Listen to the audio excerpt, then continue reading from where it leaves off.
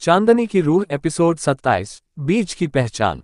चांदनी जैसे ही उस दर्पणनुमा द्वार में प्रवेश करती है, वो खुद को एक पूर्ण शून्य में पाती है। कोई जमीन नहीं, कोई आकाश नहीं, सिर्फ गूंज, स्वयं की आवाज। तुम कौन हो? एक रहस्यमयी पर मीठी आवाज गूंजती है। Greater than who are you without your past, your powers, your pain. चांदनी सोच में पड़ जाती है। वो रूह है, एक प्रेयसी, एक उत्तराधिकारी। मैं कुछ भी नहीं हूं। फिर रुकी, और शायद सब कुछ भी हूं। अचानक उसके सामने एक लौ से जलता बीज प्रकट होता है। उस बीज के भीतर घूम रही हैं तस्वीरें। उसका बचपन, आर्यन से पहली मुलाकात, माँ की ममता, हॉलो क्वीन की परछाई, और वो क्षण जब उसने पहली बार माफ कहा। बीज गूंजता है, you are not the moments, you are the one who moves through them. अब एक नई आवाज आती है, लेकिन ये बाहर से नहीं, उसके भीतर से। मैं हूं वो जो टूटी और फिर भी उठी। मैं हूं वो जो रोई लेकिन फिर हंसी। मैं हूं चांदनी, पर मैं रूह से भी पुरानी हूं। बीज अब जलने लगा, पर यह अग्नि दर्द नहीं देती, बल्कि स्पष्टता देती है। बीज से एक आकृति निकली, एलिमेंटल फॉर्म, चांदनी का सच्चा रूह स्वरूप। उसका शरीर अब चांद की रोशनी और आत्मा के स्वर्ण प्रकाश से बना था। उसकी आंखों में सितारे थे, और उसके हाथों में दो प्रतीक चमक रहे थे, प्रेम और सत्य। आकाश से एक आखिरी ऊर्जा रेखा नीचे आई, और चांदनी के सिर पर तत्वात्मा का मुकुट स्थापित हुआ। अब वो सिर्फ चांदनी नहीं थी, वो थी greater than Chandni, the soul bearer of the seven serpents, ताज की अंतिम उत्तराधिकारी, and the flame that remembers the first light. उसी क्षण ताज कांप उठा। एक चीख सुनाई दी, चांदनी, आर्यन हॉलो क्वीन की बंदी बन चुका है। उसकी आत्मा धुंधली हो रही है, और हॉलो क्वीन अब उसकी रक्त शक्ति का उपयोग करने वाली है, ताकि रूह ताज को तोड़ सके। चांदनी के ताज से एक चेतावनी निकली, greater than 6 serpents awaken the self, but only the 7th can awaken the other. अब एक अंतिम द्वार प्रकट होता है, उस पर लिखा है, greater than to save him, you must give up your throne. Chandni की आंखों में आंसू आ गए। क्या वो अपनी पहचान छोड़ देगी आर्यन को बचाने के लिए? चांदनी की रूह एपिसोड 28 सिंहासन या समर्पण। उस द्वार पर शब्द चमक रहे थे, to save him, you must give up your throne. Chandni ठिठकी, आसमान गहरा हो गया, और ताज ने खुद पूछा, greater than if you surrender me, what will remain of you. Chandni ने स्वप्न में देखा, अगर उसने सिंहासन छोड़ दिया, वो फिर एक सामान्य आत्मा बन जाएगी। ना ताज, ना शक्ति, ना अमरता, केवल एक प्रेम, जो अधूरा भी हो सकता है। पर फिर आर्यन की आंखें याद आईं, वो दिन जब वो बोला था, greater than if I ever lose myself, don't try to be my queen, just be my light. अब ताज ने चमकते हुए कहा, give your vow, speak the 7th शपथ। चांदनी की आवाज कांपी, पर दृढ़ रही, greater than I vow that I choose love over power, soul over title, and the one heart over 1,000 stars. Greater than, मैं संकल्प करती हूं कि मैं सिंहासन नहीं, उसका पुनर्जन्म चाहती हूं। 7वीं शपथ के साथ ताज की ऊर्जा चांदनी से अलग हो गई। हर रंग, नील, रक्त, गुलाबी, स्वर्ण, सफेद, आसमान में विलीन हो गया। चांदनी अब ताजधारी नहीं थी, वो थी प्रेमधारी आत्मा। एक चक्रवात खुलता है, जिसमें से हॉलो क्वीन की हंसी सुनाई देती है। Greater than, so the queen steps down for love, how human, उद्धरण चिन्ह। चांदनी बिना डरे भीतर जाती है। उसके शरीर में अब कोई शक्ति नहीं, पर उसकी आंखों में ज्योति है। वो एक शून्य में उलझा पड़ा है। उसके चारों ओर काली बेलें लिपटी हुई हैं, जो उसके दिल से जीवन खींच रही हैं। चांदनी दौड़ती है, और उन बेलों को अपने हाथों से खींचने लगती है। उसकी हथेलियां जलने लगती हैं, पर वो नहीं रुकती। चांदनी, आर्यन की आंखें खुलती हैं, उसकी रूह कांपती है। तुम क्यों आई? तुम्हारा ताज। चांदनी मुस्कराए, I didn't come as your queen, I came as your light। जैसे ही दोनों की हथेलियां जुड़ती हैं, एक नई शक्ति जन्म लेती है।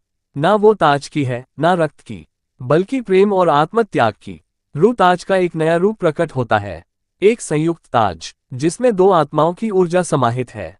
हॉलो क्वीन चीखती है, this is not possible, you gave up everything. और चांदनी कहती है, greater than, no, I gained what you never had, someone to stand with me. अब दोनों के सिर पर संयुक्त रूप से ताज है, पर यह कोई राजसिंहासन नहीं, ये समझ और समर्पण का प्रतीक है। उनकी रूहें अब जुड़ चुकी हैं। ना हॉलो क्राउन, ना पुनर्जन्म उन्हें अलग कर सकते हैं। हंसिया चांद चांदनी की रूह एपिसोड 29 एक नई रूह का उदय। चांदनी और आर्यन अब न केवल एक दूसरे से जुड़े हैं, बल्कि उन्होंने एक नई ऊर्जा को जन्म दिया है। एक ऐसी शक्ति जो न तो ताज की है और न ही किसी जन्म की। ये शक्ति है रूह संगम, स्पिरिट कन्वर्जेंस। जब दो आत्माएं सच्चे प्रेम, समर्पण और त्याग के साथ एक होती हैं, तो वो केवल जोड़े नहीं बनते, वो एक नई आत्मा को जन्म देते हैं। ये आत्मा न पुरुष है, न नारी, न पुराना, न नया। ये है एकता, द सोल ऑफ हार्मनी। एक बच्ची की छवि प्रकट होती है, लगभग 6 वर्ष की, जिसकी आंखों में दोनों की रोशनी है। उसने सफेद और नीले रंग की पोशाक पहनी है और उसके सिर के ऊपर एक चंद्र तिलक चमक रहा है। उसका नाम है एकतारा, हॉलो क्वीन, जो अब भी ध्वस्त होते महल में बची हुई थी। उसने ये देखा और फुसफुसाए, greater than a child, not born from flesh but from choice. वो समझ गई, यह नई आत्मा अब ताज की कोई शक्ति भी पल भर में भस्म कर सकती है। एकतारा ने चांदनी की ओर देखा और बोली, ग्रेटर देन माँ शैल आई सिंग। चांदनी ने सिर हिलाया। एकतारा ने अपना हाथ उठाया और एक मधुर तान छेड़ी, जिसे रूह राग कहते हैं। उस संगीत की तरंगें हॉलो क्वीन को धीरे धीरे शांति में विलीन करने लगी। ना युद्ध, ना क्रोध, बस मुक्ति। आंखों में आंसू लिए हॉलो क्वीन बोली, greater than, so this is the end. और एकतारा मुस्कराए, no this is your beginning. उसकी रूह अब भूलती गई और वो वापस लौटी उस पहले प्रकाश में, जहां से हर आत्मा का जन्म होता है। दूर सुदूर तक, हर लोक में, हर शक्ति केंद्र में एक ऊर्जा दौड़ गई। लोगों ने देखा, चांदनी और आर्यन एक नई देवी और देवता बन चुके हैं, परंतु ये सत्ता के नहीं, बल्कि समझ और संतुलन के प्रतीक हैं। अब कोई ताज नहीं होगा, अब एकता मंडाला की स्थापना होगी, जहां सत्ता नहीं, सहयोग होगा, जहां भय नहीं, भावना होगी। एक नदी किनारे चांदनी, आर्यन और एकतारा बैठे हैं। आर्यन मुस्कुराकर पूछता है, greater then, do you think शील चेंज दिस वर्ल्ड? चांदनी ने हंसते हुए कहा, शी ऑलरेडी हैज। उद्धरण चिन्ह। चांदनी की रूह एपिसोड 30 एकतारा की पहली रात। एकतारा को नींद में एक आवाज सुनाई दी, न कोई स्त्री, न पुरुष, बस एक गूंजती हुई उपस्थिति। Greater than, who are you, child of light and choice. Ektara ने आंखें खोली, पर वो कमरे में नहीं थी। वो एक नीले आकाश और तारे जड़ी धरती के बीच खड़ी थी, जहां हर तारा सांस ले रहा था। ये स्थान था तारा भूमि, एक पुरातन आयाम, जहां केवल वही आत्माएं पहुंचती हैं जिनका अस्तित्व प्रेम और सृजन से जन्मा हो। सामने एक वृत्त में 7 तारे प्रकट हुए। हर तारा एक स्वरूप में ढल गया, एक वृद्ध, एक बालिका, एक युगल, एक अंधा कवि। उनमें से एक बोला, greater than, we are the Sapta Tara, keepers of the first songs. उन्होंने एक तारा से पूछा, एक, कौन सी ध्वनि सबसे प्राचीन है? एक तारा ने उत्तर दिया, मौन। 2, प्रेम क्या है, शक्ति या समर्पण? उत्तर, प्रेम प्रकाश की तरह है, जितना बांटो उतना खुद जलते जाओ। 3, तुम अपने माता पिता से क्या लो? उत्तर, माँ से चांद की कोमलता और पापा से आग की जिम्मेदारी। एक वृद्ध तारा बोला, greater than, she is not just born of love, she is born to awaken the forgotten notes. अब एक तारा को एक चमकती वीणा दी गई, जिसके तारों में अनकहे राग थे। उन्होंने कहा, greater than, this is the वीणा अंतर, इससे जो गाया जाएगा वो समय की सीमाओं से परे सुना जाएगा। एक तारा ने आंखें बंद की और पहली बार वीणा छेड़ी। संगीत की वो तरंगें न केवल स्वप्नलोक में, बल्कि संयुज लोक के सभी बच्चों की नींद में चांद की नर्म धड़कन बनकर घुल गईं। चांदनी ने नींद में एक मधुर गूंज महसूस की और मुस्कुराकर बोली, greater than, our daughter is singing the future. Aryan ने उसकी उंगलियां थाम ली, and I can feel time listening. सपने के अंत में एक तारा बोला, greater than, but beware child, when light sings too loud, the shadows awaken to dance.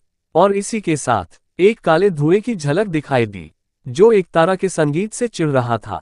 सुबह हुई, एक तारा उठी, हाथों में अब भी वही स्वप्न वीणा। चांदनी ने पूछा, ग्रेटर देन, कैसा था सपना? एक तारा बोली, it was music, but some stars were listening and one was watching. अगर आपको भी अगला भाग चाहिए तो लाइक करें, कमेंट करें, #कॉर्पोरेट जर्नी, सब्सक्राइब करें @राम कहानी।